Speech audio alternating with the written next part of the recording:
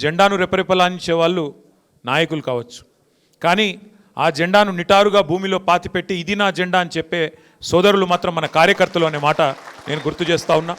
వారి పోరాట స్ఫూర్తికి అది పంచాయతీ ఎన్నికల్లో కావచ్చు, లేదా గత 2 సంవత్సరాలుగా చేసిన వివిధ పోరాటాల్లో, లగచర్లలో గిరిజనుల మీద జరిగిన దాష్టికానికి వ్యతిరేకంగా, అట్లాగే తెలంగాణ వ్యాప్తంగా రుణమాఫీ పేరుతో జరిగిన దగ, రైతు బంధు ఎగ్గొట్టి 2 సార్లు చేసిన మోసం, 6 గ్యారంటీలు, 420 హామీలు, వాటి మీద ప్రజల తిరుగుబాటుకు నాయకత్వం వహించిన మా కార్యకర్తలకి, మూసీలో జరుగుతున్న దాష్టికానికి వ్యతిరేకంగా గలమెత్తిన సోదరులకి, హైదరాబాద్ సెంట్రల్ యూనివర్సిటీలో భూములు గుంజుకుంటుంటే తెగువను ప్రదర్శించిన మా విద్యార్థి సోదరులకు, సోదరీమణులకి, అట్లాగే ఈరోజు రాష్ట్రంలో జరుగుతున్న ప్రతి అన్యాయంపై ఎలుగెత్తి పోరాడుతున్న